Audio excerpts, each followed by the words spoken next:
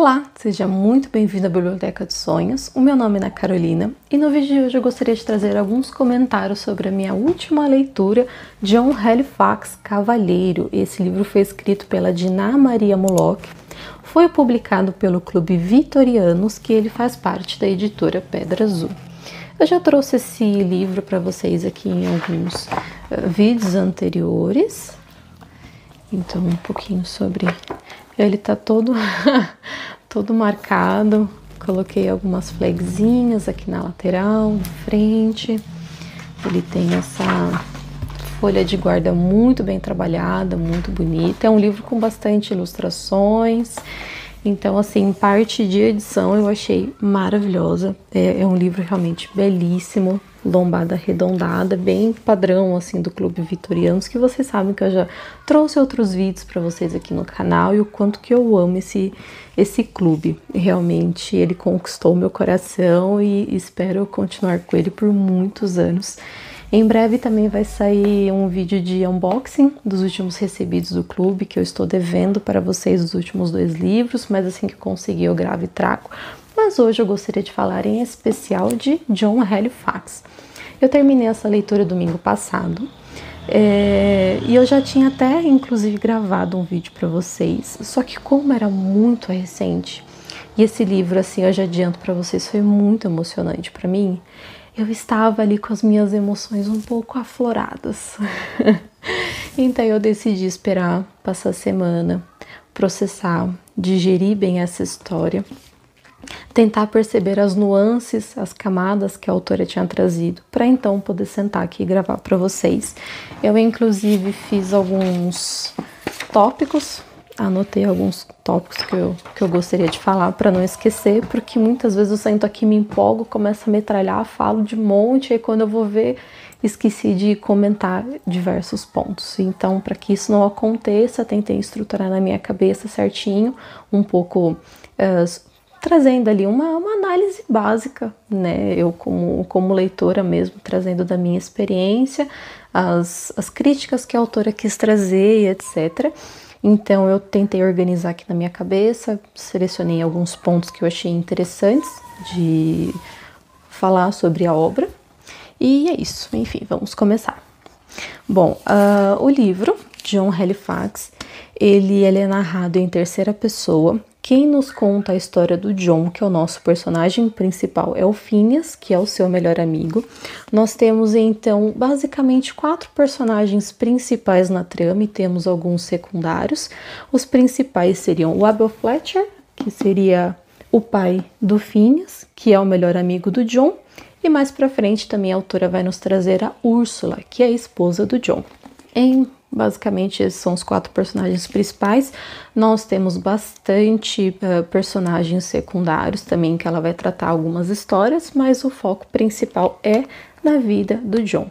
Esse aqui ele é um romance de formação, então a autora ela vai trazer para nós desde a juventude do John, ali quando ele tinha por volta de 14 anos, até o momento da sua velhice, com seus 60 e poucos ali, até a sua morte. Então nós vamos acompanhar toda a trajetória do John, o seu amadurecimento, nós vamos conhecer como ele era quando jovem, adolescente, os sonhos que ele tinha, as aspirações que ele tinha, seus desejos, convicções, crenças, e nós vamos acompanhando isso no decorrer da história, com o seu amadurecimento, ali quando ele cresce, vira um homem, quando ele começa a trabalhar, a assumir o seu negócio, quando ele se casa, quando ele constitui a sua família, enfim.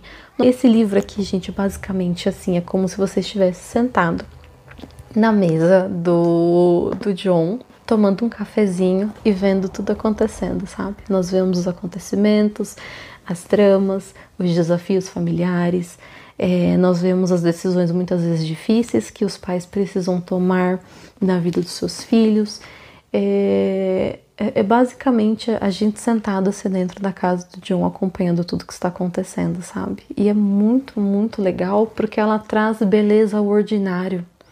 Ela traz uma beleza ao dia a dia, ao pai chegando do trabalho, depois de ter, sabe, matado 20 leões lá fora, ele chegando e sendo recebido com amor pela sua esposa, pelos seus filhos, os momentos de refeições, os diálogos. ela trouxe luz ao simples, sabe? Ela trouxe luz ao dia a dia. E eu achei sensacional. É uma família realmente muito encantadora, é emocionante. Nossa, eu chorei em tantos momentos desse livro, gente, que eu não tenho nem como eu contar pra vocês, assim, é surreal, surreal. Nós vamos acompanhando todo o amadurecimento do John. O Phineas traz um pouco de si pra história, mas basicamente o que eu senti é que ele queria simplesmente contar a história do seu melhor amigo, sabe? Ele traz pouco dele para a história, mas ele traz os seus pensamentos, suas percepções. Então aqui nós vamos ter basicamente somente um ponto de vista, que é o do Phineas. Nós não temos acesso aos pensamentos do John, da Úrsula, dos demais personagens. Nós conhecemos somente aquilo que o Phineas participou. Então nós temos aqui o olhar admirado do Phineas para o seu melhor amigo, aquele personagem que ele considera mais que irmão, sabe? Ele realmente tem um amor muito grande pelo John, e a formação do laço de amizade deles é algo também muito bonito. O John, ele é um menino órfão, ele perdeu os pais quando ele era muito pequeno, então ele foi entregue à própria sorte. Ele teve que lutar bastante para sobreviver, fazendo diversos tipos de trabalhos, desde que fossem dignos. Ele era uma pessoa com bastante princípios, e eu acho que o principal ponto que a autora nos traz sobre o John é que ele é um homem virtuoso. Ele tem inúmeras virtudes e eu acho que ele é a personificação da virtude. Então, ele trabalhou em várias coisas, trabalhou em fazendas, colheitas, etc. Até que um dia ele acaba cruzando o caminho do Abel Fletcher, que é o pai do Phineas, e do Phineas. Phineas, ele é um personagem muito debilitado, muito doente, ele não consegue andar direito. Então, o pai dele o carrega pela cidade num carrinho de madeira, ou ele precisa de muleta para conseguir andar. Então ele é descrito como essa pessoa bem frágil. O pai tem um compromisso e precisa levar o Phineas para casa, então ali naquele momento John se oferece para levar o menino por troca de um dinheirinho, né? Então o Abel aceita, ali o Phineas e o John começam a conversar, é gerado ali um laço de amizade que vai se perpetuando por toda a história. Então o Abel, vendo as virtudes do John, vendo que ele era realmente um bom menino, um menino com princípios, justo. Ele é aquele menino que ele falava que por mais que ele estivesse passando fome, ele não mendigava, sabe? Ele preferia um trabalho honesto para ganhar o seu sustento do que pedir uma doação a alguém. Então, Abel vendo essas virtudes nele, vendo que ele é um menino honesto, que ele é trabalhador, então ele acaba dando um emprego no seu empreendimento. O Abel, ele é dono de uma empresa de curtição de couro, então ele faz o tratamento do couro dos animais.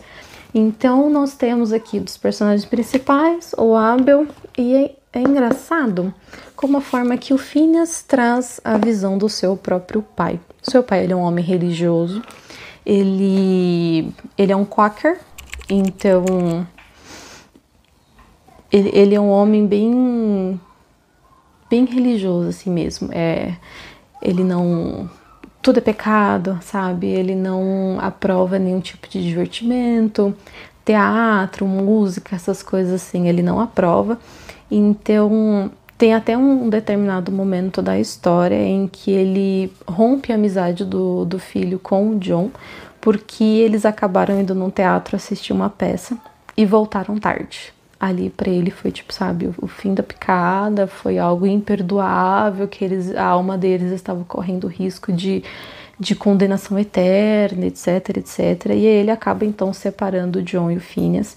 Eles ficam um tempo longe, enquanto o pai não volta a aprovar a amizade deles. Em um determinado momento, a autora ela nos traz uma crise que a sociedade passa. Eles estão passando fome, vem uma crise financeira muito grande na região. E o Abel, além de ter essa empresa de curtidor de couro, ele também tem um moinho que faz a trituração do trigo, gerando farinha. E ele simplesmente para o seu moinho, guarda inúmeros sacos dentro do moinho e para as atividades, enquanto as pessoas estão passando fome. É gerado ali uma revolta nos cidadãos, eles começam a querer tacar fogo em tudo, eles querem invadir para poder roubar os grãos e tal, porque eles estavam completamente desesperados com fome.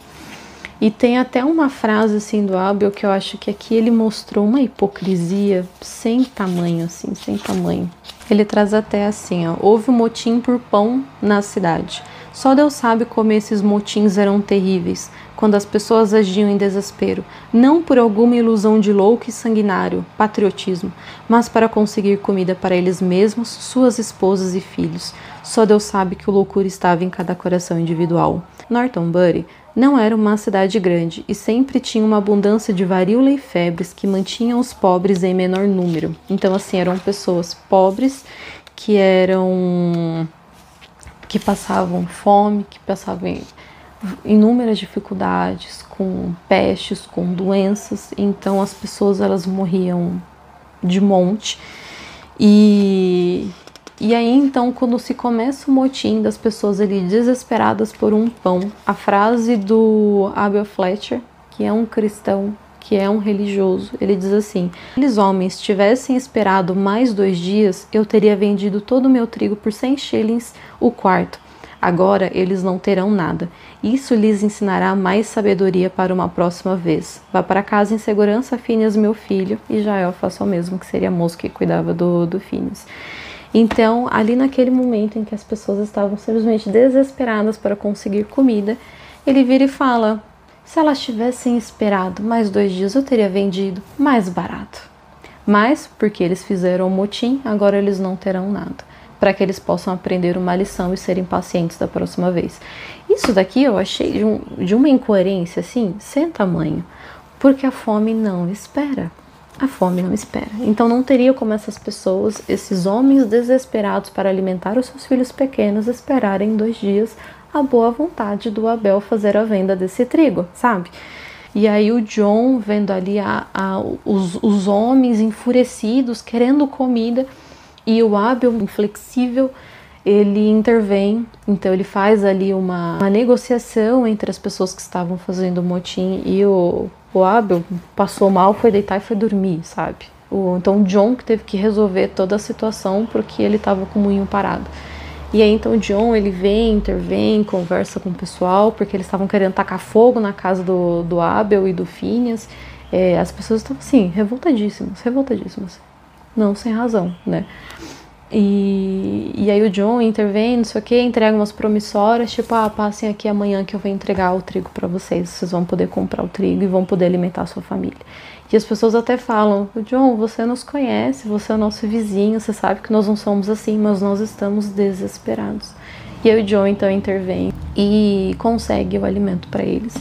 Mas assim, eu achei que ela fez aqui uma crítica religiosa, porque o Abel, sendo esse homem que era ortodoxo, que fazia estudo da palavra, num momento em que ele devia agir com misericórdia, que ele devia agir para um bem social, ele simplesmente quis esperar para que ele pudesse ganhar mais dinheiro, e ainda age, sabe, com essa postura assim prepotente de se eles tivessem esperado eu teria dado. Eu achei assim de uma incoerência sem tamanho. Mas enfim, e eu acho que assim, pelo menos o Phineas, ele nos trouxe uma visão crua de quem realmente era o pai, que ele não passou pano pro pai, ele não tentou ocultar esse fato. Então nós conseguimos ver que mesmo o homem religioso, ele tem as suas falhas, ele tem os seus defeitos, e que pra mim, nesse ponto da história, desculpa, foi imperdoável, assim. Mas eu acho que aqui ela conseguiu salientar a diferença grotesca, que era o John, que era um menino extremamente virtuoso, para uma pessoa que era só simplesmente religiosa. Aqui eu acho que ela realmente trouxe um divisor, assim, sabe? O John, em nenhum momento ele pensou em si mesmo, não pensou nem na sua própria segurança, porque ele podia ter apanhado, podia ter morrido, sabe? Porque as pessoas estavam realmente assim ensandecidas.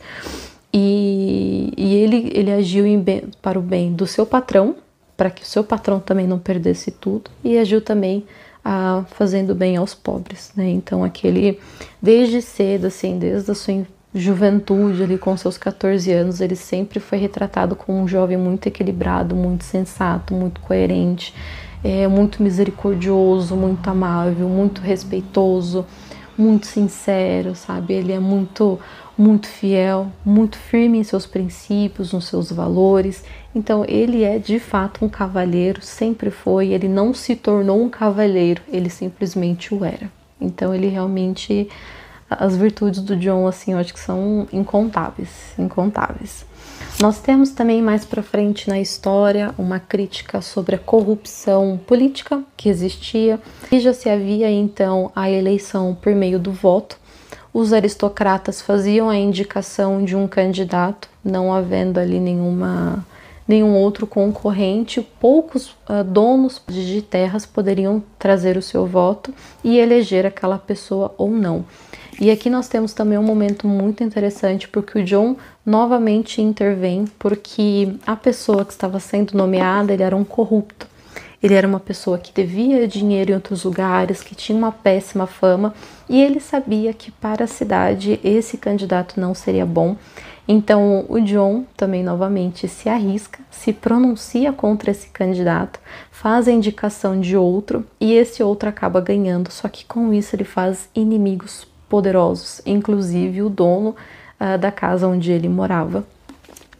Mas isso mostra também como uma pessoa virtuosa, ela pode impactar a vida de outras pessoas, porque nesse momento ele chama os moradores que tinham direito ao voto, à consciência. Aqui, essa aqui é a ilustração da cena. Então ele chama esses homens que têm o direito ao voto à consciência, falando: olha, essa pessoa não é o ideal, eu sei que vocês foram pagos para votar nessa pessoa, vocês foram subornados, porque quem fez a indicação saiu distribuindo ali uma bebida, um fumo, um trocado, fazendo uma promessa de perdão de uma dívida, falando que ficariam um ano sem cobrar o aluguel, sabe? Então essas pessoas realmente tinham sido subornadas para que votassem nesse candidato que não era idôneo. E aí o Jon chama essas pessoas então à consciência e fala: gente, ele não é o melhor para nós, vocês sabem disso, não se deixem vender por causa disso. E aí nós temos até um pronunciamento de uma das pessoas que fez a votação, e ele fala: nós somos honestos, não conseguiríamos olhar o patrão, que no caso seria o Jon, nos olhos caso contrário. 12 anos atrás, no dia de São Miguel, ele nos impediu de morrer de fome, que foi o acontecimento que eu comentei há pouco com vocês, que ele interviu para que o Abel Fletcher desse os grãos, né, para essas pessoas. E ele fala: ele nos impediu de morrer de fome, talvez pior. Não vamos virar patifes agora. Agora vou voltar, Senhor, e não será nesse candidato corrupto. Então, foi muito legal como a influência do Jon, como a sua integridade também influenciou outras pessoas para que elas não se deixassem corromper. Esse homem, quando foi fazer a votação, ele simplesmente tirou aquelas moedas ali de uma bolsinha super esfarrapada, uma pessoa com uma veste super simples. Ele simplesmente tirou as moedas, colocou ali em cima, falou: ó, por favor, vocês devolvam para fulano de tal, porque eu não vou me corromper por causa disso, porque eu não conseguiria olhar Jon nos olhos. Tamanha era a virtude desse personagem. Então, assim, eu achei bem legal. E ele traz, então, essa crítica contra a corrupção da política, que, gente, isso daqui é mais antigo do que o próprio mundo, né? A corrupção na política é algo extremamente antigo. Então, aqui em 1800 e bolinha já acontecia isso, já acontecia a compra de votos. Então, nós vemos como a influência de uma pessoa virtuosa pode impactar toda uma sociedade. Mas enfim, eu dei alguns saltos temporais, né? Esse daqui ele já estava adulto. Então vamos voltar um pouquinho na história. Como eu comentei com vocês, Jon conhece o Phineas quando ele tem 14 anos. Phineas ele é mais velho, ele tem 16. E eles começam então a crescer juntos. Nós vemos o brilho no olhar do adolescente que tem o mundo inteiro para conquistar, que é sedento por conhecimento. Todo o tempo livre que ele tem, que não está trabalhando, ele está estudando, ele está arquitetando alguma coisa, sabe? Ele está construindo algo. Ele é uma pessoa muito engenhosa, muito criativa, muito à frente do seu tempo. Então ele realmente preza muito pelo seu crescimento intelectual, além, é claro, do seu caráter e do seu crescimento pessoal. Então, aos poucos, ele vai crescendo, ele vai ganhando a confiança do Abel, principalmente depois desse acontecimento do moinho. Então, ele começa a assumir mais responsabilidade, ele sai ali, então, do trabalho de curtidor e ele vai começar a fazer coleta de dinheiro, então ele começa a ser o financeiro da empresa. Porque o Abel confia plenamente nele, sabe que ele é uma pessoa honesta, que não faria nenhum tipo de desvio financeiro. Então, assim, aos poucos ele vai crescendo. Aí nós temos um salto temporal, quando ele chega ali na casa dos seus 20 e poucos anos, e é quando ele conhece a Úrsula, que é a sua esposa, que é também uma moça descrita como muito amável. Ela tinha 17 anos, se eu não me engano. Ela estava cuidando de um pai moribundo, ficou com o seu pai cuidando dele até o fim. E ela, sabe, sempre ali aquela, descrita como aquela sofredora, mas que compassiva, sabe? Aquela pessoa que realmente se dedica, que ela cuida, que ela abre mão do seu próprio bem, do seu próprio prazer para poder cuidar de outra pessoa. Então ela acaba conhecendo o John, ele vai passar alguns dias em uma casinha, ali um pouco mais reservada, né, no interiorzinho, e eles acabam se conhecendo ali nesse chalé. John se apaixona por ela, assim, pela primeira vista, e nós vemos que ela é uma pessoa muito boa, muito bondosa, ela é muito humilde, apesar de ter um status social acima do John, que era um órfão, ela era uma dama, então ela se vestia, se portava como uma dama, e só que quando ela perde o seu pai, o John, ele é o seu amparo, sabe? O John, ele ajuda, ele a ampara ali naquela situação extremamente difícil. E ele se apaixona perdidamente por ela. E a Úrsula também é nossa, ela é uma personagem, assim, fantástica. Eu acho que ela me ensinou demais também, como mulher, mais pra frente ali na história também, como mãe. Ela é realmente muito, muito amável, ela é trabalhadora, ela está sempre fazendo alguma coisa, sabe? Ela está sempre com um trabalho nas mãos, ou uma costura, um crochê, ou cuidando da casa, sabe? Aquela pessoa extremamente ativa. Então, e de um ótimo caráter também, ela é uma pessoa idônea, sabe? Então ele se apaixona perdidamente por ela, ela também se apaixona por ele, e aí depois que o pai dela falece, o dinheiro dela vai para um primo, e o primo começa a administrar os seus bens, e aí o John faz então a proposta de casamento, pede ela em casamento para esse primo que virou o seu tutor, e ele nega, e ele fala que se ela quiser casar com ele, então que ela não vai receber um centavo da sua herança. E ela, por amor a John, então ela abre mão da sua fortuna e ela vai viver com ele numa casinha extremamente simples, com pouquíssimos móveis, sabe, pouquíssimas coisas, mas ali naquela casinha pequena eles são extremamente felizes.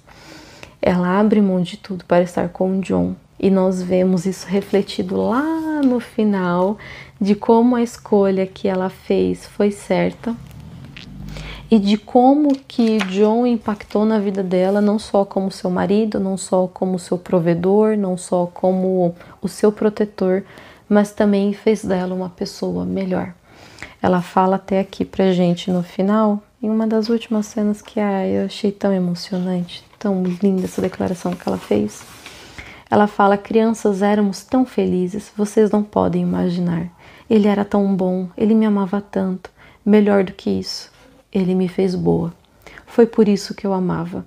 Oh, como o amor dele foi para mim desde o início. Força, esperança, paz, conforto e ajuda em dificuldades. Doçura na prosperidade. Como minha vida se tornou feliz e completa. Como me tornei mais digna de mim mesma, porque ele me tomou para si. Então essa daqui uma breve declaração que ela faz do grande amor que eles tinham e de como realmente o John amou, cuidou dela, mas como ela mesma diz, principalmente a fez melhor. E isso me trouxe uma reflexão muito interessante de como é importante nós estarmos perto de uma pessoa que nos faz melhor. É necessário que nós estejamos rodeados de pessoas assim, porque, sinceramente, pessoas que nos levam para baixo, assim, isso sem contrarrodo, mas aquela pessoa que te instiga, que te influencia, sabe? Que te levanta no momento de uma fraqueza, que te consola na tristeza e que realmente te faz querer ser melhor, melhor intelectualmente, melhor como pessoa, que faz você querer ansiar, progredir, melhorar. É essencial nós estarmos rodeados de pessoas assim. E isso eu achei muito interessante, porque eu acabei até fazendo um comparativo com a minha própria vida, com o meu marido, e ele é realmente essa pessoa para mim. É uma pessoa que me instiga, que me ajuda a melhorar, que me apoia, sabe? Tanto que esse canal aqui é fruto dele. Beijo, meu amor, te amo.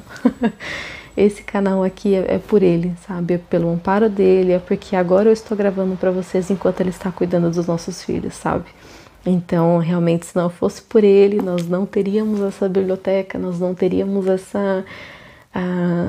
essa condição que nós temos hoje, graças a Deus, muito favorável, né? Não só em questão de dinheiro, longe disso, mas é porque hoje nós temos uma família, nós temos um bom casamento, nós temos amor, sabe? E isso realmente é importantíssimo, importantíssimo para a nossa evolução como pessoas, para o nosso amadurecimento. Então, é isso. Te amo, benzão. Voltando, então, é muito importante que nós estejamos rodeados de pessoas assim, não só de marido, mas de amigos, de irmãos, de pais, sabe? Que realmente nós busquemos pessoas que nos ajudem sempre a melhorar, e não só nós mesmos, mas que nós também sejamos aquele a quem incentiva, a quem ajuda, a quem fortalece outras pessoas, não é só receber, mas nós temos que dar também. Então, nós vemos o seu casamento, o nascimento da sua primeira filha, a Muriel. Ela é encantadora. Eles descobrem, depois que Muriel nasce, que ela nasceu cega. E isso daqui foi um ponto para mim também muito emocionante. E eu achei lindo ver a forma como a autora trouxe o acolhimento desses pais com sua filha numa época, em 1800 bolinha, em que era extremamente difícil, principalmente para você ter um filho com algum tipo de deficiência. No caso dela era uma deficiência visual, mas nós vemos como ela se adaptou à sua condição e como ela cresceu lindamente. Nossa, ela é uma das personagens mais fofas que tem aqui nesse livro. Ela é realmente encantadora e ela é, como o John fala, né, sempre a sua eterna criança. Quem leu vai entender. É muito linda a relação dela com seu pai. John, de forma assim, nada velada, tem a Muriel como a sua filha preferida, é a mais apegada. Então nós vemos como eles abraçam essa filha e a amam, e vemos como essa estrutura familiar é importantíssima para o crescimento dela. E ela é simplesmente assim, gente, um anjinho. Ela é muito, muito fofa, muito fofa. Ela é uma personagem apaixonante. Tem alguns pontos que eu achei que a autora poderia sim ter trabalhado melhor. E aqui vai o primeiro ponto. Nesse primeiro ponto, gente, vai ser um spoiler. Se você tem problemas com spoiler, eu vou deixar o tempo aqui embaixo. Você pula, tá? Mas eu vou precisar contar de um dos grandes acontecimentos aqui da história. Enfim, vamos lá? Quem não pulou, continua aí. Maravilha, vamos lá. A Muriel, quando ela completa 11 anos de idade, ela é atropelada por um cavalo e aí ela definha numa cama, ela cai doente. E aí nós vemos assim o desespero desses pais com essa filha à beira da morte. E esse momento para mim, como mãe de 2 filhos pequenos, foi desolador, desolador. A simples ideia, a simples imaginação de perder um filho, assim, para mim foi dilacerante, sabe? E aí então ela acaba passando algumas semanas na cama e ela vai ali se enfraquecendo, enfraquecendo, enfraquecendo, até que num determinado momento ela morre. E ai, gente, quando ela morre, meu Deus do céu, eu chorei litros, assim, chorei litros. É uma cena muito... A Úrsula tinha acabado de ganhar a 5ª filha, era uma menininha. E ai... A Tuque Muriel queria uma irmãzinha menina, porque ele teve 3 meninos E tudo que ela queria ter uma menininha para brincar, sabe? E aí quando essa irmãzinha de fato nasce, a Muriel morre. E nós vemos a desolação dessa família, sabe? Mas quando a autora termina de descrever isso, gente, ela dá um salto temporal de 10 anos. E eu achei assim inconcebível, porque eu falei, minha querida, eu acompanhei o nascimento dessa criança. Eu acompanhei o crescimento dessa criança. E eu me apaixonei por essa menina. Ela é encantadora. Ela é, sabe, um anjinho. E aí, no momento mais crítico da história, tu me dá um salto. Tu pula 10 anos na história. E eu queria saber como o Jon, sendo esse homem virtuoso, cheio de fé, como que ele lidou com o luto, sabe? Eu queria continuar acompanhando no seu dia a dia, porque até então, gente, eu tava acompanhando todos os dias essa família. Eu queria saber como, porque eu ainda não tinha, eu ainda tava chorando quando ela fez esse salto temporal, sabe? Eu falei, eu ainda tava inconsolável. E aí, no virar da página, pulou 10 anos. E aí a vida seguindo normal, os filhos grandes, os acontecimentos, o trabalho, sabe? Aí eu falei, ô Dina, ô queridona, senta aqui. Não, cara, não, no momento mais importante da história. Eu tô tentando achar aqui, gente, onde que foi? Eu acabei, acho que não marquei. Aqui. E aí a última cena que nós temos de quando a Muriel morre é essa daqui. A última descrição. Jon foi até a porta e a trancou, quase com certa impaciência. Depois voltou e ficou ao lado da sua querida sozinho. A mim ele não viu. Não, nem nada no mundo, exceto aquele minúsculo rosto, mesmo na morte tão estranhamente parecido com o seu próprio. Não fala que ela é parecida com Jon.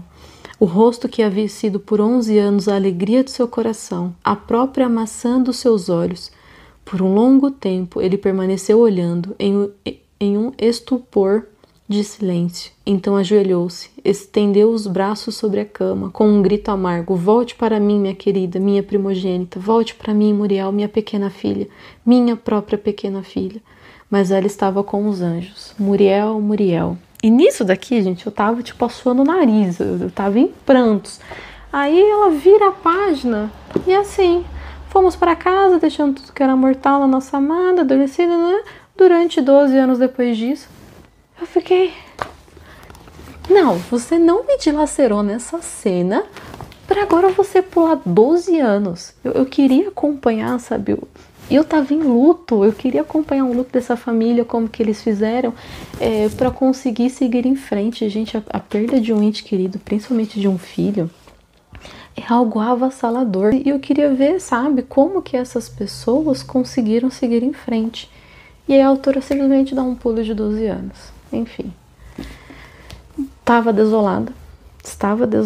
E aí a história simplesmente continuou, né, como se... não tivesse acontecido, além da traz, assim, alguns tipo, ai, a mãe, como ela estava cuidando da sua recém-nascida, né, então a sua bebê sugou do seu peito, né, a sua dor e não sei o que, e o Jon foi alterado para sempre.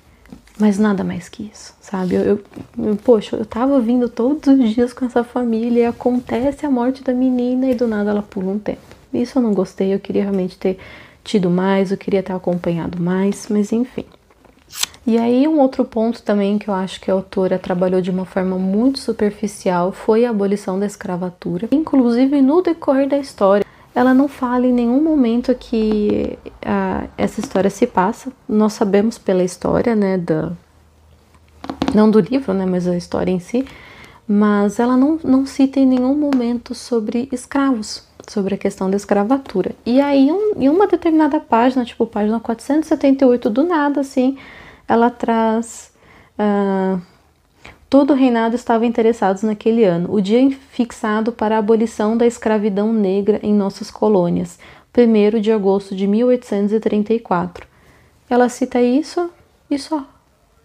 Porque vai haver uma festividade nesse dia, 1º de agosto de 1834, em comemoração à abolição da escravatura negra nas colônias. Isso, simplesmente isso. É a única referência que ela faz, a escravidão. Só isso. Em nenhum momento das 477 páginas ela falou sobre isso. Em nenhum momento ela falou que havia escravos na colônia ou que havia ali na região, na cidade. Nada, nada, nada, nada, nada. Nenhuma palavra. E aí, do nada, ela simplesmente, chegando ali no finalzinho do livro, faltando isso aqui para acabar, ela fala que ia haver a comemoração da abolição da escravidão. Eu também gostaria que ela tivesse, sabe, trazido ali personagens, trazido história, tivesse abordado o tema com um pouco mais de profundidade. Eu acho que ela passou de uma forma muito rápida, muito superficial. Parece que era só um dado que ela precisava colocar ali na história porque estava seguindo a ordem cronológica, sabe? Não sei, eu achei que ela tratou como se fosse um ponto irrelevante, assim. Não gostei. Gostaria que ela tivesse, de fato, ali trabalhado um pouco melhor. Mas eu acho que, tirando essas duas críticas, esse aqui foi um livro extremamente bem escrito, com uma narrativa envolvente, cativante, poética, sabe? Nossa, eu achei, assim, deslumbrante. É o tipo de leitura que você sai melhor do que quando você começou. Esse aqui... Eu acho que foi até num ponto que eu falei que a primeira gravação que eu fiz eu estava muito emocionada, porque eu acho que eu saí melhor do que quando eu entrei neste livro. Essa história me moldou a personificação das virtudes que é o John. Isso me moldou. Me mudou como mulher, me mudou como mãe, me mudou como esposa, sabe? Eu acho que ela trouxe pontos essenciais para a vida humana, do caráter humano, do que é ser um cristão, de como viver uma vida para a glória de Deus. Aqui ele fala muito, né? Como eu comentei, eles são cristãos, então eles leem a Bíblia, ele passa princípios bíblicos para os filhos. O John, incrivelmente, é uma pessoa que não se ira, ele não se levanta contra outras pessoas, sabe? Ele não busca ter pessoas, sabe, rancor no seu coração de outras pessoas. O John, ele simplesmente ama, ele é misericordioso, ele age para o bem de todos. Então eu achei assim um resumo, sabe, daquilo que nós realmente devemos ser. Eu acho que ele é uma inspiração, ele é um padrão ao ser almejado, mas eu acho que dificilmente alcançado. Eu acho que no nosso coração é muito difícil a gente ser como o John. Mas eu acho que ele é um referencial, assim, eu realmente amei essa história. Como vocês podem ver, eu marquei e não foi pouco. Tive aqui, esses aqui são os meus momentos de choro. Então vocês podem ver que também não foram poucos. Assim, essa história aqui é sensacional, sensacional. Ela é maravilhosa, muito bem escrita, muito bem planejada. Ela traz uma ordem cronológica muito coerente. Então eu achei que realmente aqui a autora, ela se superou, sabe? Foi maravilhoso. E se você ficou comigo até aqui neste enorme vídeo, porque eu falo pouquíssimo, espero que você tenha gostado. Se você faz parte do Clube Vitorianos, compre este livro se você ainda não tem. Se você tem na sua estante, corre para ler, porque essa aqui realmente é uma história extremamente envolvente, que eu tenho certeza que também irão te transformar. Se você ainda não é assinante, você pode fazer a assinatura do plano anual e comprar esse livro aqui na lojinha, que ele ainda tem disponibilidade. Gente, vale muito a pena. Não precisa ser o livro físico, você pode fazer a compra também do e-book, que é maravilhoso. Então é isso, espero que você tenha gostado aqui das minhas considerações. Eu que ainda sou uma leitora com uma bagagem literária em construção. Espero que você tenha gostado, deixe seu curtir, deixe seu comentário se você já leu, se tem interesse, se gostou da resenha, etc, etc. E é isso, super beijo, tchau!